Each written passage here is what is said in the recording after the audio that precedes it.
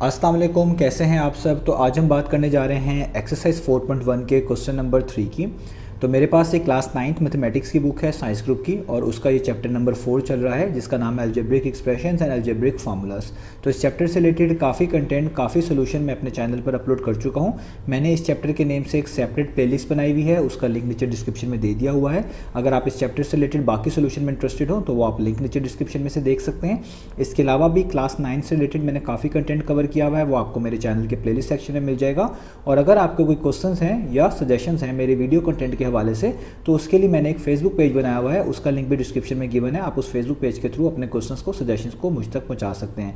तो आइए स्टार्ट कर लेते हैं हम क्वेश्चन नंबर 3 को। इसकी स्टेटमेंट पहले रीड करते हैं जो सामने स्क्रीन पे नजर आ रही है। यहाँ पे लिखा हुआ है reduce the following rational expressions to the lowest form.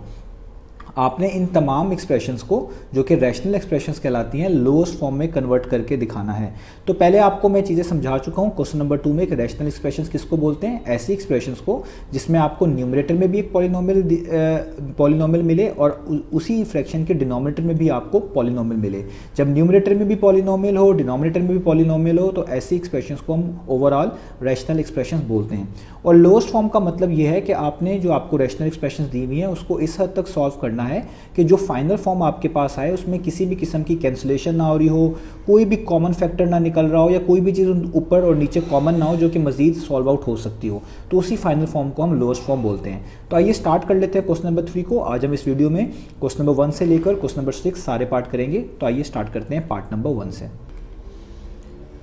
तो आपको सामने स्क्रीन पर क्वेश्चन नंबर 3 की स्टेटमेंट भी नज़र आ रही है और नीचे पार्ट नंबर ए भी लिखा हुआ नज़र आ रहा है। तो पार्ट नंबर ए हमने सॉल्व करना है। तो सबसे पहले आप एक चीज़ समझें कि यहाँ पे जो एक्स वाई जी नज़र आ रहे हैं, जिस तरह यहाँ पे ये एक्स लिखा हुआ है इसके ऊपर पार्ट 2 है, इस एक्स को हम बेस बोलते हैं, और ये जो पार्ट 2 लिखी हुई है इसको पार भी बोलते हैं और एक्सपोनेंट भी बोलते हैं। तो आपने रूल्स पढ़े हुए हैं कि जब बेसिस सेम होती हैं तो पार्ट्स को जब मल्टीप्लाई कर रहे होते हैं तो ऐड करते हैं, और जब बेसिस सेम हो और पार ऊपर नीचे लिखी हो तो हम किसी एक पार को ऊपर पार की तरफ मूव भी करवा सकते हैं। ये सारी चीज़ें हमने यहाँ पे डिस्कस करनी है क्योंकि ये क्वेश्चंस इसी रूल्स के थ्रू यहाँ पर हम सॉल्व आउट कर पाएंगे। तो जब भी आपके पास ऐसा क्वेश्चन आए जिसमें आप देखें यहाँ पे 120 और बाकी तमाम चीज़ें एक्स स्क्वायर वाई क्यूब और जी रेज टू पावर 5 ये सब आपस में मल्टीप्लाई हो रही हैं। नीचे भी आप देखें 30 x raise to power 3 y और जी स्क्वायर जो लिखा हुआ है ये भी आपस में मल्टीप्लाई हो रहा है। तो आपने कैंसिलेशन की तरफ जाना होता है। आपने देखना होता है कि क्या इनके ऊपर नीचे कोई चीज़ सॉल्व आउट हो सकती है, कोई चीज़ कैंसिल आउट हो सकती है या नहीं। जिस तरह आप देखें यहाँ पे 30 और 120 ये दोनों कैंसिल हो सकते हैं। 30 के टेबल में 120 आता है, ठीक है। तो किस तरह आता है? हमें पता है कि 30 1 टाइम्स क्या होता है 30, और 30 4 टाइम्स क्या होता है 120। तो हम ऊपर लिख लेंगे 4, बाकी सारी चीज़ें भी मैं वैसे लिख रहा हूँ, यानी एक्स स्क्वायर भी वैसे, वाई रेज टू पावर 3 भी वैसे, और जी रेज टू पावर 5 भी वैसे। और नीचे आपके पास जाहिर बात है 30 के साथ तो कुछ भी नहीं बचा, यानी 30 1 टाइम्स हो गया, तो आप जस्ट यहाँ पे 1 लिखेंगे और एक्स क्यूब को और वाई को और जी स्क्वायर को वैसे का वैसे उतार लेंगे। तो पहले जो ये नंबर्स होते हैं अगर ये कैंसिल आउट होते हैं आप इनको कैंसिल आउट कर लें, ज़्यादा आसानी है। अब देखिए ये रूल ऑफ इंडेसिस हैं और ये आप लोग जानते होंगे, ये हम इससे पिछली क्लासेस में भी सीख चुके हैं। जैसे मैंने यहाँ पे आपको जस्ट दोबारा से वो याद करवाने के लिए एक रूल आपने पढ़ा होगा। जो रूल ये था कि जैसे लेट से अगर x की पावर 5 लिखा हुआ है और इसको आप मल्टीप्लाई करते हैं x रेज टू पावर 1 से, तो इन दोनों की बेसिस सेम है। जिस तरह मैंने अभी आपको समझाया था, जो पार के नीचे लिखा होता है उसको बेस बोलते हैं, और इनके एक्सपोनेंट्स जो भी हो सकते हैं यहाँ पे डिफरेंट हैं। तो इसका रूल ये था कि जब भी बेस सेम हो तो आप बेस को एक दफ़ा लिख लेते थे, यानी x को एक दफ़ा, और पार्ट्स को ऐड कर लिया करते थे। तो 5 + 1 क्या होता था 6। एक तो रूल ये था। दूसरा रूल इसके साथ ही ये था कि लेट्स से अगर इस तरह लिखा हुआ आ जाए, ऊपर x की पावर 2 लिखा हो फॉर एग्जांपल, ये आपको जो समझाने के लिए बता रहा हूँ, नीचे x की पावर 3 लिखा हो, तो इधर भी आप देखें बेसिस सेम है। इधर भी बेस x है 2 के नीचे जो लिखी होती है, इधर भी बेस x है जो 3 के नीचे लिखी होती है। तो जब डिवीजन वाला केस है, मल्टीप्लिकेशन में तो पावर ऐड कर देते हैं, तो हम ये किया करते थे कि जहाँ पे एक्सपोनेंट बड़ा है, जहाँ पे पावर बड़ी है, हम वहीं पे बेस को दोबारा लिखते थे। यानी आप देखिए नीचे 3 है और ऊपर 2 है, तो 3 पावर बड़ी है, तो इस वाली बेस को दोबारा लिखेंगे क्योंकि दोनों सेम है। ये सेम होंगी तो तब ये रूल अप्लाई करेंगे, अगर बेस सेम नहीं है तब ये रूल अप्लाई नहीं कर सकते। तो इन दोनों की बेस x है और नीचे जो बेस लिखी हुई है उसकी पावर बड़ी है, इसलिए हम नीचे लिखेंगे x, इस 3 को भी वैसे लिखेंगे। और ये अगर ऊपर पार पॉजिटिव लिखी हुई है तो नीचे आके नेगेटिव हो जाएगी, और अगर नेगेटिव लिखी हुई है तो आके पॉजिटिव हो जाएगी, क्योंकि ऊपर पॉजिटिव 2 लिखा हुआ है तो नीचे आके क्या हो जाएगा नेगेटिव। और ऊपर कुछ भी नहीं लिखेंगे, उसकी जगह पे जस्ट क्या डाल दिया करेंगे 1, और इसको फर्दर सॉल्व कर लिया करेंगे। तो ये हो जाएगा 1/x 3 माइनस 2 कितना हो जाएगा 1। तो ये इसकी फर्दर सिंप्लीफिकेशन होगी। यही दोनों रूल्स, इसमें अगर रूल नंबर 1 लगेगा तो वो लगाएंगे, अभी फिलहाल रूल नंबर 2 लगेगा ये वाला, तो इसी रूल की मदद से हम इसको लोएस्ट फॉर्म में लेके आएंगे। तो देखिए 4 तो ऊपर वैसे का वैसे ही रहेगा, आप वैसे का वैसे ही लिखें, डिवीजन का साइन डालें। पहले x की बारी देखें, बेस सेम है या नहीं है, तो इधर पार्ट 2 है उसके नीचे बेस x है, इधर पार्ट 3 है उसके नीचे भी बेस x है, यानी दोनों की बेस सेम है और ये डिवाइड भी हो रहे हैं। तो इसी रूल के थ्रू, जिस तरह मैंने आपको समझाया था, आपने देखना है वो वाली बेस जिसकी पार बड़ी है वो कहाँ पे लिखी है, वो नीचे लिखी है, तो आप भी नीचे लिखेंगे x रेज टू पावर 3 को वैसे का वैसे ही। और ये जो ऊपर 2 पार है ये पॉजिटिव है, अगर नेगेटिव होगी तो नीचे जाके पॉजिटिव बन जाएगी, याद रखिएगा, पॉजिटिव होगी तो नेगेटिव बन जाएगी। तो ये पॉजिटिव 2 है तो नीचे आके क्या हो जाएगा, -2, इस तरीके से। अब आगे चलते हैं। अब देखिए यहाँ पे y लिखा हुआ है और उसके ऊपर पार्ट 3 है, यानी बेस y है और पार्ट 3 है, जिसको हम एक्सपोनेंट भी बोल सकते हैं। और नीचे भी y लिखी हुई है और उसके ऊपर कोई पार्ट नहीं है, कोई एक्सपोनेंट नहीं, यानी 1 लिख सकते हैं। तो देखें किस बेस की पार जो है बड़ी है, तो ऊपर वाली जो बेस लिखी हुई है y, उसकी पार बड़ी है, ठीक है, बेस सेम होनी चाहिए तभी ये रूल अप्लाई करेंगे। तो इसका मतलब है आपको ऊपर लिखना पड़ेगा, अगर वो वाली बेस जिसकी पार बड़ी है वो नीचे लिखा होगा तो आपको नीचे लिखना है, अगर वो वाली बेस जिसकी पार बड़ी है वो ऊपर लिखी हुई है न्यूमरेटर में तो उसको आपने न्यूमरेटर में लिखना है। तो न्यूमरेटर में लिखा हुआ y रेज टू पावर 3, तो मैं लिखूंगा न्यूमरेटर में y रेज टू पावर 3, और अब इस पार को उसकी तरफ भेजना है। तो यहाँ पे आप देखें +1 है, जब आप इसको इक्वेशन के ऊपर मूव करेंगे यानी 3 के साथ मूव करेंगे तो जिस तरह बताया साइन चेंज होते हैं, पॉजिटिव होगी तो नेगेटिव, नेगेटिव होगी तो पॉजिटिव कर देना है। तो +1 ऊपर जाके क्या हो जाएगा, -1, इस तरीके से। यही रूल z पे अप्लाई होगा। इधर भी आप देखें दोनों की बेस सेम है, दोनों की बेस z है, और जो पार है वो ऊपर वाली बेस की ज़्यादा है तो हम ऊपर ही लिखेंगे, हम लिखेंगे z रेज टू पावर 5 वैसे, और +2 को इक्वेशन के ऊपर भेज देंगे 5 के साथ, यानी +2 है तो क्या हो जाएगा -2, इस तरीके से। तो इसका फाइनल आंसर क्या आ जाएगा, इसका फाइनल आंसर आ जाएगा 4y, 3 - 1 कितना होता है, वो होता है 2, आगे z 5 - 2 कितना होता है, वो होता है 3, और नीचे डिवाइड का साइन, x वैसे का वैसे ही, और 3 - 2 कितना होता है 1, वो आप इसके ऊपर लिख लें तो भी ठीक है, ना लिखें तो भी बेहतर है। और ये वाला 1 जो मैंने यहाँ पे लिखा था बाकी में नहीं लिखा, ये आप लिख भी लें तो भी ठीक है, ना लिखें तो भी ठीक है। तो ये हो गया हमारे पास पार्ट नंबर ए। तो आपको ये रूल ऑफ इंडिसेस हैं, ये आपको लाजमी आने चाहिए, ये आपको हेल्प करेंगे इस चैप्टर के अंदर बाकी क्वेश्चंस को भी सॉल्व करने में। तो पहले पार्ट का हमारे पास आंसर आ चुका है, 4y² z³ divided by x। इसको आप ऐसे भी लिख सकते हैं, 4 आगे पीछे करके z³ y² और डिवाइडेड बाय x, दोनों ही आंसर्स ठीक है, ठीक है। तो ये हो गया पार्ट नंबर ए। अब करते हैं पार्ट नंबर बी की बात। तो अब आपको सामने स्क्रीन पे पार्ट नंबर बी नज़र आ रहा है। तो यहाँ पे भी आप देखें 8 a और ये x+1 सारी चीज़ें मल्टीप्लाई हो रही हैं, नीचे 2 और x² - 1 सब चीज़ें मल्टीप्लाई हो रही हैं। आपने बस ये ख्याल रखना है जो चीज़ कैंसिल आउट हो सकती है वो आपने कैंसिल आउट करनी है, और अगर कहीं पे कोई आइडेंटिटी या फॉर्मूला लग रहा है वहाँ पे आपने फॉर्मूला अप्लाई करना है, वो आपको हेल्प करेगा इसको लोएस्ट फॉर्म में कन्वर्ट करने के लिए। तो देखें जिस तरह एक चीज़ जो फॉर्मूला हमने यहाँ पे यूज़ करना है मैं पहले ही लिख लेता हूँ। आपने ये आइडेंटिटी पढ़ी हुई है जिसको हम फॉर्मूला भी बोल सकते हैं, a² - b²। ये किसके इक्वल होती थी, ये इक्वल होती थी a + b और a - b। इसका मतलब ये होता था कि जब भी कोई चीज़ a² - b² जैसी फॉर्म में लिखी होगी आप उसको लिख सकते हैं a + b और a - b की फॉर्म में। तो क्वेश्चन स्टार्ट करते हैं। तो मैं क्वेश्चन को पहले वैसे ही उतार लेता हूँ ताकि थोड़ी सी आसानी हो जाए हमारे लिए, उस पर जब हम कैंसिलेशन करेंगे तो वो और बेहतर लगे। तो देखिए ये मैंने क्वेश्चन को वैसे का वैसे अभी फ़िलहाल उतार लिया है, ठीक है। तो आप देखें 8 और 2 कैंसिल आउट हो सकते हैं, 8 भी बाकी सारी टर्म से मल्टीप्लाई हो रहा है, 2 भी नीचे बाकी सारी टर्म से मल्टीप्लाई हो रहा है, तो कैंसिल आउट कर सकते हैं। तो 2 1 × 2 और 2 4 × 8, तो ऊपर एक आ गया 4, साथ क्या बचा a, और उसके साथ क्या बचा x+1। इन चीज़ों को हम कोई भी सॉल्व नहीं कर सकते, लेकिन जो नीचे चीज़ बच रही है वो बच रही है x² - 1। तो अगर आप देखें x के ऊपर पहले से स्क्वायर है और मैं 1 के ऊपर किसी तरीके से स्क्वायर बना लूँ या 1 को किसी ऐसे नंबर की स्क्वायर के फॉर्म में लिख लूँ जिसका स्क्वायर करने से 1 ही मिलता हो, तो आप देखें ये वाले फॉर्मूले जैसा वो दिखेगा। तो मैं क्या करने लगा हूँ, मैं सिर्फ 1 के ऊपर खुद से क्या लिख देता हूँ, स्क्वायर। इससे कोई भी फ़र्क नहीं पड़ेगा क्योंकि 1 का स्क्वायर कितना होता है, 1 ही होता है। अब आप देखें ये चीज़ एग्जैक्टली मैच कर रही है हमारे इस वाले फॉर्मूले से। तो अगर आपके पास इसी फॉर्मूले में मैं a की जगह पे x लिख दूं और b की जगह पे 1 लिख दूं, ऊपर स्क्वायर वैसे रहने दूं, तो इसी फॉर्मूले के तहत इसको लिखा जा सकता है एक बार a + b, एक बार a - b की फॉर्म में। यानी जो चीज़ यहाँ पे स्क्वायर के नीचे लिखी हुई है दोनों, इनको एक दफ़ा प्लस में, यानी एक दफ़ा x और 1 को प्लस में और एक दफ़ा x और 1 को माइनस में, इस तरह करके हम लिख सकते हैं। तो हम यहाँ पर यही करेंगे, ये आपने फॉर्मूला साथ मैंशन कर देना है। तो हमारे पास आ जाएगा 4a, आगे आ जाएगा x+1 वैसे का वैसे ही, और नीचे आपने x² - 1² को इस फॉर्मूले की मदद से लिख दिया एक बार प्लस में यानी x+1 और एक बार माइनस में यानी x-1।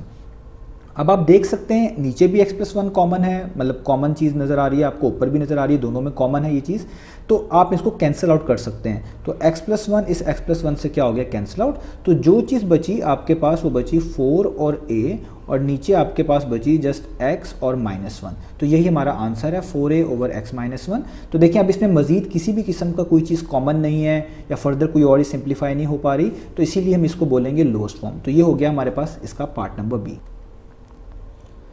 तो अब आपको सामने स्क्रीन पे पार्ट नंबर 3 नज़र आ रहा है। तो देखें यहाँ पे अब सब्ट्रैक्शन का साइन है। अब यहाँ पे आप ऊपर नीचे कटिंग डायरेक्ट नहीं कर सकते, आपको ये स्क्वायर्स ओपन करने पड़ेंगे और फिर हमें देखना पड़ेगा कि चीज़ों को किस तरह वर्कआउट करना है। तो यहाँ पे एक चीज़ क्या हो सकती है, x+y के ऊपर होल स्क्वायर लगा हुआ है, हम इस वाली ब्रैकेट्स को एक्सपेंड कर लेते हैं और आपको ये वाले सारी आइडेंटिटीज़ याद होनी चाहिए। ये इस चैप्टर का पार्ट है, इस चैप्टर में मैंशन भी हैं, लिखी हुई भी हैं। तो आपने ये चीज़ पढ़ी हुई है कि अगर a+b का होल स्क्वायर लिखा हुआ है तो इसको आप लिख सकते हैं a² plus 2ab plus y square. ठीक है, कोई भी चीज़ इस तरह प्लस हो रही हो उस पर होल स्क्वायर हो तो आप उसको इस फॉर्म में लिख सकते हैं। ठीक है, ये वाई स्क्वायर की जगह पे बी स्क्वायर आना है, मैंने गलती से वाई लिख दिया है, यहाँ पे आना है बी स्क्वायर। ठीक है, तो ये मैं इसको ठीक कर दूं, यहाँ पे आना है बी स्क्वायर। ठीक है, तो आप देखिए यहाँ पे ये x+y का होल स्क्वायर बिल्कुल इसी जैसा ही है। अगर आप इस a की जगह पे x लिख दें और b की जगह पे y लिख दें और होल स्क्वायर वैसे ही रहने दें तो इस हर जगह पे उसी मुताबिक हो जाएगा। यानी a की जगह पे हो जाएगा x² प्लस 2, वैसे ही इस पहले वाली a की जगह पे x आ जाएगा, a का मतलब होता है पहली वाली टर्म, फिर b की जगह पे दूसरी वाली टर्म यानी y आ जाएगा और यहाँ पे भी b ही है तो y का क्या आ जाएगा, स्क्वायर। यानी आप x+y होल स्क्वायर को इस फॉर्म में लिख सकते हैं। तो हम लिखते हैं, हम इसको लिखेंगे a² यानी x² प्लस 2ab यानी प्लस 2xy प्लस y² यानी प्लस b²। ठीक है, और बाकी -4xy आपके पास वैसे का वैसे ही रहेगा। ठीक है, अब यहाँ पे हम नीचे लाइन डाल देते हैं इस तरीके से और यहाँ पे आ जाएगा x माइनस वाई का होल स्क्वायर। ठीक है, अब आप देखें कि ऊपर जो चीज़ है उसमें ये वाली टर्म और ये वाली टर्म एक जैसी आपको लग रही होगी, इसमें वेरिएबल्स एक जैसे हैं तो इनको मिलाकर लिख देते हैं। यानी हम लिखते हैं x² प्लस 2xy और ये जो नेगेटिव 4xy है इसको साथ वैसे ही लिखेंगे इस तरीके से, और ये बीच में जो प्लस y² है इसको मैं एंड पे लिख देता हूँ। ठीक है, ताकि ये एक साथ हो जाए, ये 2xy और 4xy, और नीचे आपके पास क्या आ जाएगा, x माइनस वाई का होल स्क्वायर। अब आप इसको थोड़ा सा सॉल्व करेंगे तो आप देखें ये प्लस है और ये माइनस है, प्लस माइनस माइनस, यानी आपको माइनस करना है। ठीक है, तो माइनस कैसे करेंगे, 4 में से 2 निकाल दें तो ये हो जाएगा 2 माइनस कर दें तो 2xy आ जाएगा, और साइन बड़ी वैल्यू का यानी 4 बड़ी वैल्यू है, उसके पीछे माइनस है तो माइनस, और यहाँ पे क्या आ जाएगा प्लस y²। ठीक है, और नीचे क्या आ जाएगा, डिवाइड का साइन। अब आपके पास दो ऑप्शंस हैं, या तो आप ऊपर वाली जो न्यूमरेटर लिखा हुआ है वो एक फार्मूला बन रहा है उसको फार्मूले की फॉर्म में बना लें, या जो नीचे चीज़ लिखी हुई है इसको ओपन कर लें। तो आप देखेंगे कि ऊपर भी और जो नीचे भी चीज़ बनी हुई है वो एक जैसी लिखी हुई है। जैसे फॉर एग्जांपल मैं अगर यहाँ पे लिखूँ x माइनस वाई का होल स्क्वायर क्या होगा, क्योंकि आपने ये वाली आइडेंटिटी भी पढ़ी हुई है, ये भी इस चैप्टर का पार्ट है, a माइनस बी का होल स्क्वायर वो किसके इक्वल होती है, वो इक्वल होती है a² minus 2ab plus b²। ये सब चीज़ें इस चैप्टर का पार्ट है, आपको याद रखनी पड़ेंगी। तो अगर a की जगह पे x लिख दूं और b की जगह पे y लिख दूं तो ये फॉर्मूला बनना चाहिए x² minus 2xy plus b की जगह पे y², इस तरीके से। ठीक है, तो देखिए यही चीज़ का फॉर्मूला बनता है ये, और यही चीज़ यहाँ पर लिखी हुई है, यहाँ पे पहले से लिखा हुआ है x² minus 2xy plus y²। तो इस वाले रूल के तहत, इस वाले फॉर्मूले के तहत आप इस पूरी चीज़ को लिख सकते हैं x माइनस वाई का होल स्क्वायर, ये इसी के इक्वल है, और नीचे पहले से क्या है आपके पास x माइनस वाई का होल स्क्वायर। तो ऊपर और नीचे दोनों वैल्यू सेम हो गई तो ये पूरी की पूरी और ये पूरी की पूरी कैंसिल आउट हो जाएगी और आपका आंसर जस्ट क्या आ जाएगा, 1। यानी आपने इसको सॉल्व कर लिया। पार्ट नंबर 3 का आपके पास आंसर क्या बनता है, आपका आंसर बनता है 1। अब देखें हमारे पास यहाँ पर पार्ट नंबर 4 है, आपको सामने स्क्रीन पे नज़र आ रहा है। अब आपने कुछ चीज़ों को हिंट करना होगा। जैसे आप देखें इस वाले पार्ट में ऊपर x³ माइनस y³ लिखा हुआ है, तो इससे आपके फ़ौरन जहन में आ जाना चाहिए एक फार्मूला या आइडेंटिटी जिसको बोल लें a³ माइनस b³। तो मैं यहाँ पे आपको लिख दूँ, ये सारी चीज़ें आपको याद होनी चाहिए। मैं बार बार आपको बता रहा हूँ, ये आपको हेल्प करेंगी, ये लिखी हुई नहीं आएंगी, आपको इन चीज़ों को थोड़ा सा मेमोराइज़ करना पड़ेगा। तो एक आइडेंटिटी ये भी आपने याद रखनी है कि a³ माइनस b³ किस चीज़ के इक्वल होती है, तो ये इक्वल होती है a minus b bracket close, आगे a², अगर यहाँ पे माइनस होता है तो यहाँ पे प्लस आ जाता है, प्लस ए बी और आखिरी वाली टर्म का स्क्वायर आता है हमेशा, यानी प्लस बी स्क्वायर। तो अगर आपने ए क्यूब प्लस बी क्यूब की लिखनी होगी तो यहाँ पे ए प्लस बी आ जाएगा, और यहाँ पे अगर प्लस होगा तो इधर माइनस आ जाएगा, बाकी सारी चीज़ें इसी तरीके से रहेंगी। ये आइडेंटिटीज़ आपको याद करनी होगी, जितनी आप जल्दी आइडेंटिटीज़ याद कर लेंगे उतना सवाल आपको आसान लगेगा। अब आप देखें, जब आपको ये आइडेंटिटी याद हो जाएगी तो आपको चीज़ें क्लिक करेंगी, आपको चीज़ों का हिंट फ़ौरन से पता चलना शुरू हो जाएगा कि जो नीचे चीज़ लिखी हुई है वो भी कुछ इसी तरह की लिखी हुई है जो मैंने भी यहाँ पे लिखा है, जो फार्मूला भी मैंने यहाँ पर लिखा हुआ है।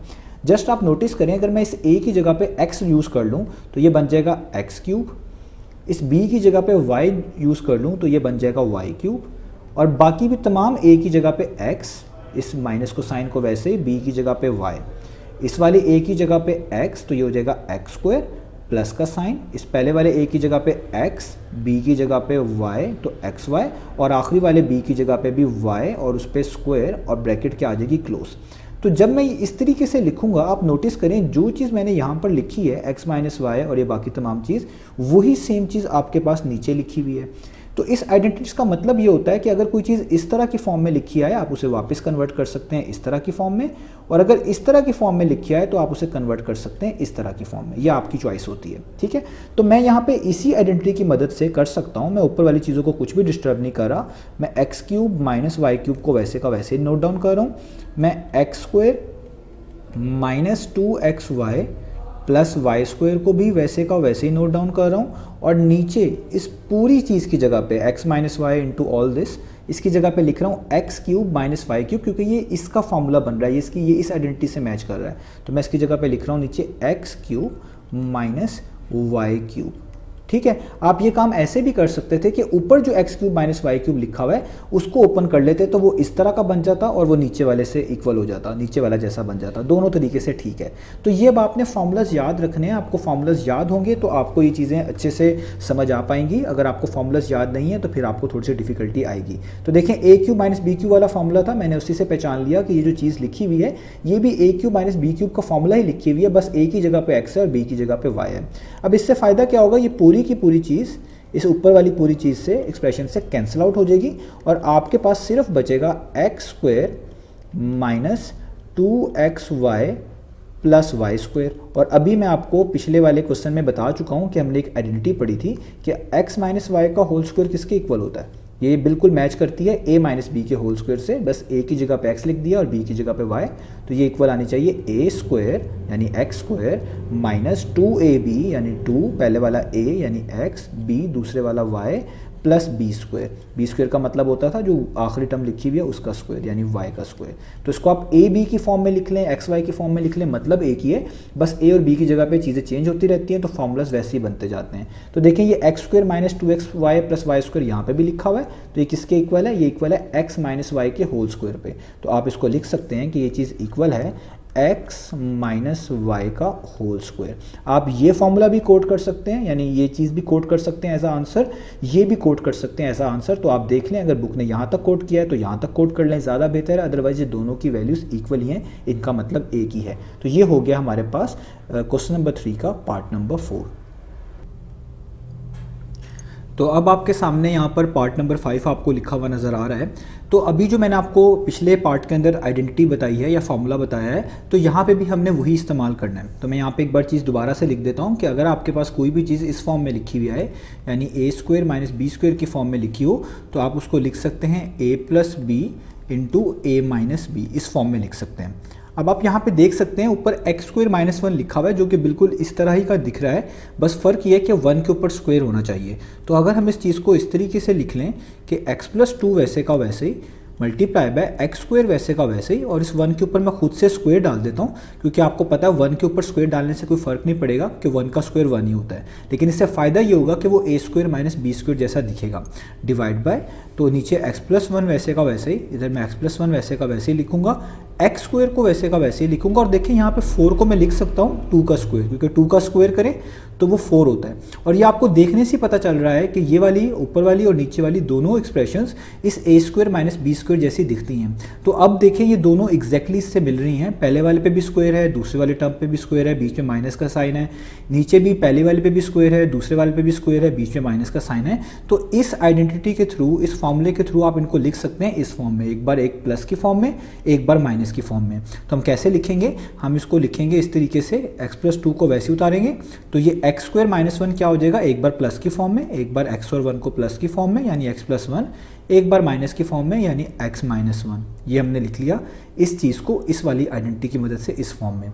अब डिवाइड का साइन नीचे वो वैसे का वैसे ही, x+1 नीचे वैसे का वैसे ही, और इसको भी अब आपने ऐसे ही लिखना है। देखें ये a² - b² जैसे दिख रहा है, तो इस वाले आइडेंटिटी के थ्रू आप इसको लिख सकते हैं एक बार प्लस में एक बार माइनस में, यानी x को 2 को लिखेंगे एक बार प्लस में और एक बार माइनस में, इस तरीके से। अब देखिए ऊपर तमाम चीज़ें मल्टीप्लाई हो रही है, नीचे तमाम चीज़ें मल्टीप्लाई हो रही है, तो ये कैंसिल आउट हो सकते हैं। ये वाला x+2 इस वाले x+2 से कैंसिल आउट हो जाएगा और ये वाला x+1 इस वाले x+1 से कैंसिल आउट हो जाएगा। तो ऊपर जस्ट बचेगा x - 1 और नीचे जस्ट बचेगा x - 2। तो यही इसकी लोएस्ट फॉर्म है, इससे ज़्यादा इसमें और कोई भी आप देखिए कॉमन चीज़ नहीं आ रही, कोई कैंसिलेशन नहीं हो रही। तो हमने पार्ट नंबर 5 को भी रिड्यूस कर लिया है लोएस्ट फॉर्म में। तो अब चलते हैं इसके नेक्स्ट पार्ट की तरफ।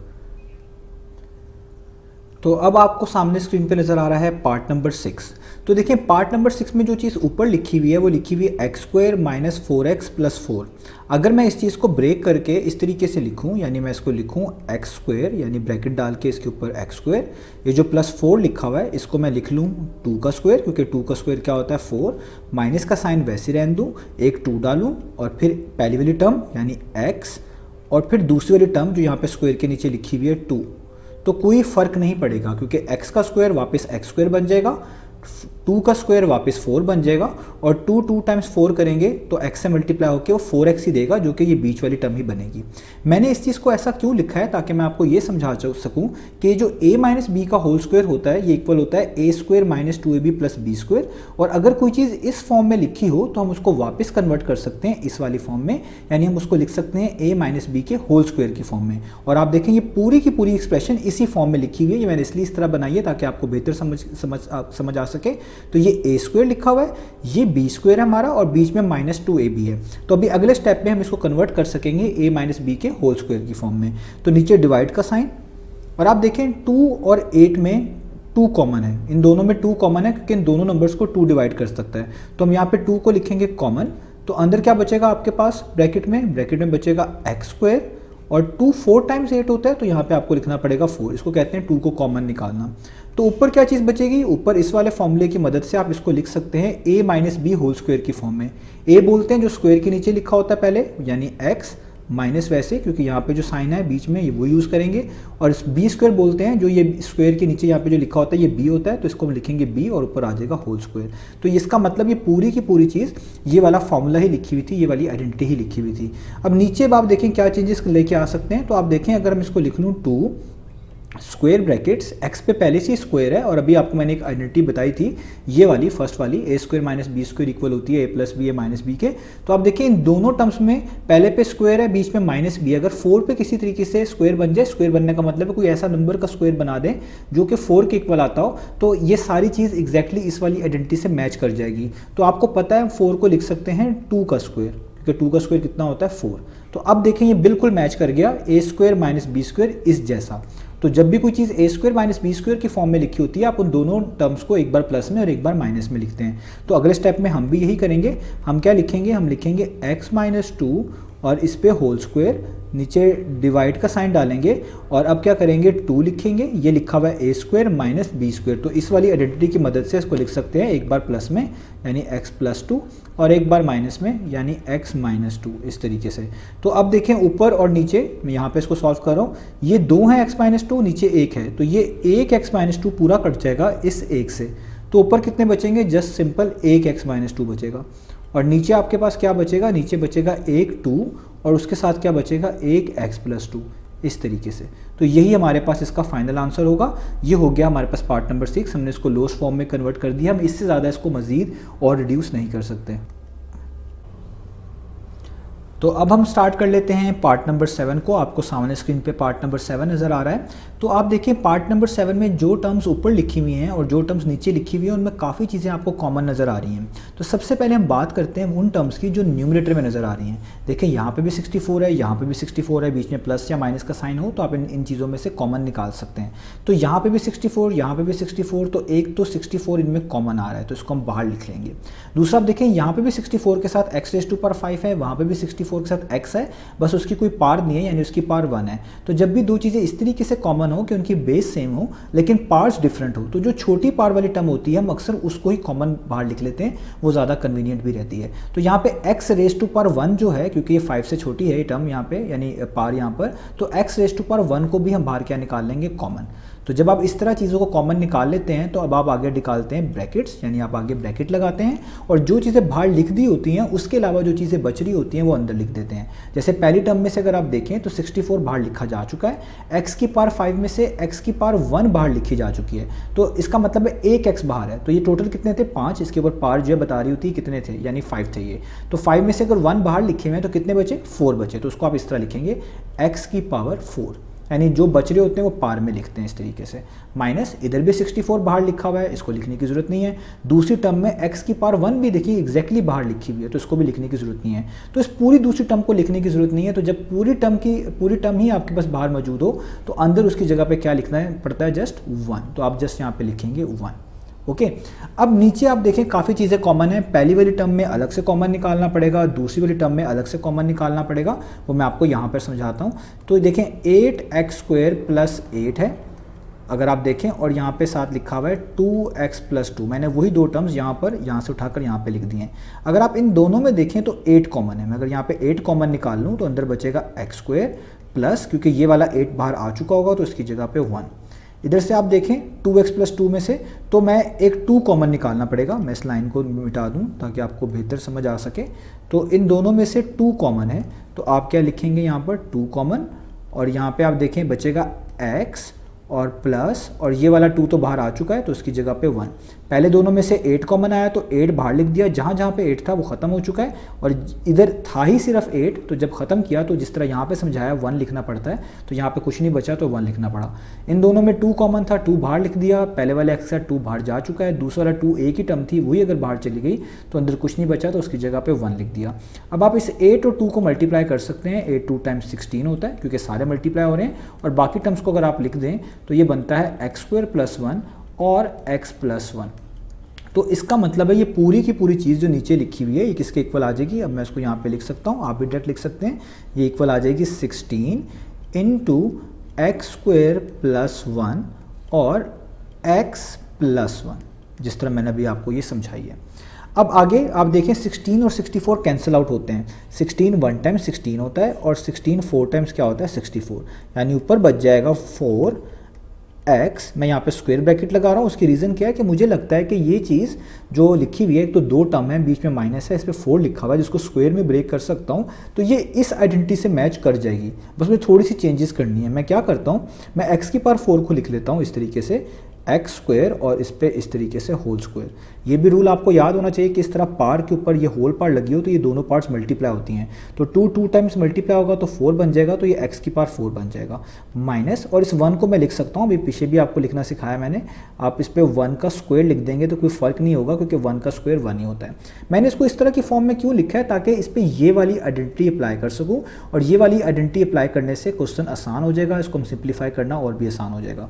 अब आप चीज़ें बाकी जो नीचे हैं वो वैसे की वैसे नोट डाउन कर लें, यानी आप x² + 1 को वैसे का वैसे नोट डाउन करें और आप x + 1 को भी वैसे का वैसे ही नोट डाउन कर लें। अब यहाँ पे बचेगा 4x।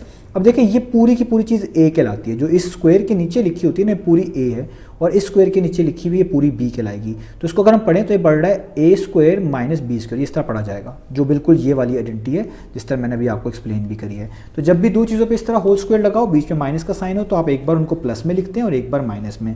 तो हम इनको अब लिखने लगे, तो एक बार a + b, a का मतलब x² जो पहले स्क्वायर के नीचे लिखा हुआ है, प्लस b यानी जो दूसरे स्क्वायर के नीचे लिखा हुआ है यानी 1।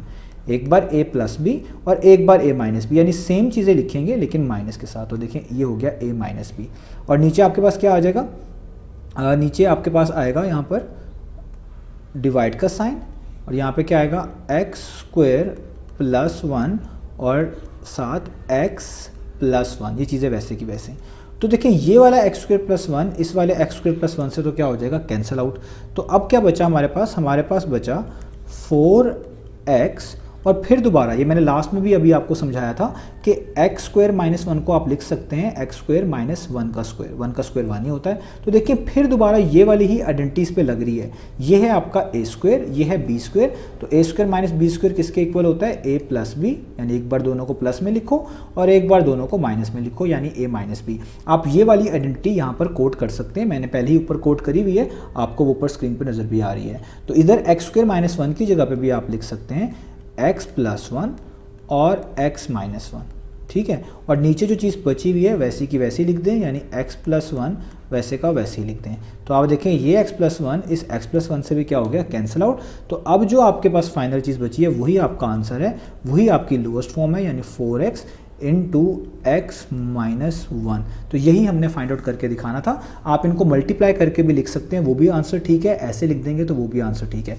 तो ये हो गया हमारे पास ये वाला पार्ट। तो अब आपको सामने स्क्रीन पे नज़र आ रहा होगा पार्ट नंबर 8। अब देखिए पार्ट नंबर 8 में नीचे एक कंप्लीट क्वाड्रेटिक एक्सप्रेशन लिखी हुई है, इसे क्वाड्रेटिक बोलते हैं क्योंकि इधर एक वेरिएबल जो है उसकी हाईएस्ट पावर आपको 2 नज़र आ रही है और ऊपर 2 टर्म्स लिखी हुई है, उनके दरमियान माइनस का साइन है। तो अगर आपको आइडेंटिटीज़ याद होंगी तो आपको चीज़ें ज़्यादा अच्छी समझ आना शुरू हो जाएंगी। और मैंने आपको इसलिए बताया कि आपके चैप्टर में जो फॉर्मूलाज है जिनको आइडेंटिटीज़ भी बोलते हैं वो लिखी हुई हैं, वो आपको पहले याद कर लेनी चाहिए, उससे आपको आसानी और भी मिलेगी। मैंने काफ़ी आइडेंटिटीज़ तो इसी क्वेश्चन के अंदर डिस्कस कर दी है और अगले आने वाले क्वेश्चन में और भी डिस्कस करूँगा, लेकिन वो आपकी मेमोरी का पार्ट लाजमी होनी चाहिए। तो देखें एक आइडेंटिटी जो हम अभी बार बार यूज़ करके आए हैं, पीछे भी यूज़ किया है, वो थी a square minus b square किसके इक्वल होता है, वो इक्वल होता है a plus b multiply by a minus b. यानी ये 2 टर्म्स को इस तरह a square minus b square को आप लिख सकते हैं ए प्लस बी और ए माइनस बी की फॉर्म में। अब मैंने ये यहाँ पे क्यों लिखी है, क्योंकि अगर आप देखें जो न्यूमरेटर है उसमें 2 टर्म्स ही हैं, मैं इस पूरी को एक टर्म मान रहा हूँ और इस पूरी को एक टर्म मान रहा हूँ। इधर भी जो टर्म लिखी हुई है उस पर स्क्वायर है, बस इधर प्रॉब्लम ये है कि इधर x पे स्क्वायर है 9 पे नहीं है। और ये आइडेंटिटी तब यूज़ करते हैं कि जब 2 टर्म्स इस तरह लिखी हों और उन दोनों पे पूरा पूरा होल स्क्वायर हो और बीच में माइनस का साइन हो। यानी अगर किसी तरीके से 9 को किसी नंबर के स्क्वायर की फॉर्म में लिख दूं तो ये वाली इस पूरी चीज़ के ऊपर ये वाली आइडेंटिटी लग सकती है। तो वो मैं लिख सकता हूँ, आपको पता है 9x स्क्वायर को मैं इस तरह कन्वर्ट कर सकता हूँ क्योंकि 9 होता है 3 का स्क्वायर। तो मैं लिख सकता हूँ 3 x पे तो पहले से स्क्वायर था इसलिए x और इस पे इस तरीके से स्क्वायर। देखिए इससे कोई फर्क नहीं पड़ेगा क्योंकि 3 का स्क्वायर 9 होता है और x का स्क्वायर वापस क्या हो जाएगा x स्क्वायर माइनस, और ये चीज़ पे तो पहले से ही आपके पास स्क्वायर बना हुआ है तो इसलिए इसको तो चेंज करने की ज़रूरत नहीं है इस तरीके से। और नीचे क्या आ जाएगा आपके पास डिवाइड, यहाँ पे आ जाएगा 4 plus 3x minus x square. अब आप देखें इस पूरी चीज़ को आप इस आइडेंटिटी के थ्रू कर सकते हैं। इसमें a क्या कहलाएगा, a कहलाएगा जो यहाँ पे स्क्वायर के नीचे लिखा हुआ है और b क्या कहलाएगा जो यहाँ पे स्क्वायर के नीचे लिखा हुआ है, यानी एक्स स्क्वायर माइनस 4। तो a square minus b square के मुताबिक इसको इक्वल होना चाहिए a प्लस बी और a माइनस बी के। तो आप इस पर ये वाली आइडेंटिटी लगाएंगे, यानी आप लिखेंगे a यानी 3x प्लस b यानी एक्स स्क्वायर माइनस 4। ये एक बार आपने प्लस में लिख दिया, इस वाली आइडेंटिटी को मैं यूज़ कर रहा हूँ। अब एक बार माइनस में आप लिखेंगे a यानी 3x माइनस बी माइनस। अब देखें जब आप माइनस करेंगे, ये बड़ा इंपॉर्टेंट पॉइंट है, ये आपने ध्यान से समझना है। जब आप माइनस करेंगे तो ये एक्स स्क्वायर माइनस 4 के अंदर भी माइनस है तो साइन चेंज होगा क्योंकि माइनस दोनों से मल्टीप्लाई होगा। तो ये एक्स स्क्वायर जो हो जाएगा ये हो जाएगा माइनस एक्स स्क्वायर और ये वाला माइनस 4 क्या हो जाएगा प्लस 4। तो जब भी आप a माइनस बी कर रहे हो और माइनस के आगे एक ऐसी एक्सप्रेशन लिखी हो जो ब्रैकेट्स में हो या उसके 2 टर्म्स हो, बीच में कोई साइन हो, तो वो साइन चेंज करना पड़ेगा। तो इसलिए एक्स स्क्वायर माइनस 4 की जगह पे क्या आया एक्स स्क्वायर प्लस 4। और नीचे अब देखिए मैं फॉर्मूला लगा चुका हूँ, तो यहाँ पे आ जाएगा 4 plus 3x minus x square. अब आपको देखें इधर से समझ आएगा कि इधर कुछ चीज़ें बिल्कुल सेम लिखी हुई हैं। कैसे, अगर मैं ऊपर वाली चीज़ को सबको अरेंज करके लिख दूँ, सारी टर्म्स को मैं अरेंज करके लिख रहा हूँ, स्क्वायर वाली टर्म्स पहले, एक्स वाली टर्म्स बाद में और कांस्टेंट एंड पे, यही पैटर्न। यानी इस वाली पहली वाली टर्म को देखूँ तो इसमें एक्स स्क्वायर पहले आना चाहिए, फिर पॉजिटिव 3x आना चाहिए और फिर नेगेटिव 4 आना चाहिए। ये कन्वेंशंस होती हैं, हम चीज़ों को इस तरह कर रहे होते हैं। अदरवाइज़ आप ना भी करें वैसे भी क्लियर हो सकता है, आप अगला स्टेप कर सकते हैं। इधर भी ऐसे ही करेंगे तो देखिए यहाँ पे नेगेटिव एक्स स्क्वायर पहले है, देखिए इस x के साथ पीछे नेगेटिव है तो वही लिखेंगे नेगेटिव एक्स स्क्वायर पहले, फिर पॉजिटिव 3x और एंड पे पॉजिटिव 4, ये वैसे का वैसे ही। और नीचे वाले को भी अरेंज कर देता हूँ मैं, तो इधर भी पहले एक्स स्क्वायर वाली टर्म्स आनी चाहिए, स्टैंडर्ड रूल है, स्टैंडर्ड कन्वेंशन है, माइनस एक्स स्क्वायर पहले, ठीक है, फिर x वाली टर्म जो कि है पॉजिटिव 3x बाद में और फिर कांस्टेंट यानी पॉजिटिव 4 और ब्रैकेट क्लोज कर देता हूँ। तो अब आपको पहचानना ज़्यादा आसान है कि ये वाली टर्म और ये ऊपर टर्म सेम है, ये तो पूरी की पूरी इससे क्या हो जाएगी, कैंसिल आउट। तो आपके पास क्या चीज़ बचेगी, वही आपका आंसर होगा, यानी आपके पास बचा x² + 3x - 4। तो यही आपका आंसर है। तो ये हो गया हमारे पास क्वेश्चन नंबर 3 यहाँ पर कंप्लीट। तो उम्मीद है आपको क्वेश्चन समझ आए होंगे। इंशाल्लाह नेक्स्ट वीडियो से मिलेंगे बाकी सॉल्यूशंस के साथ।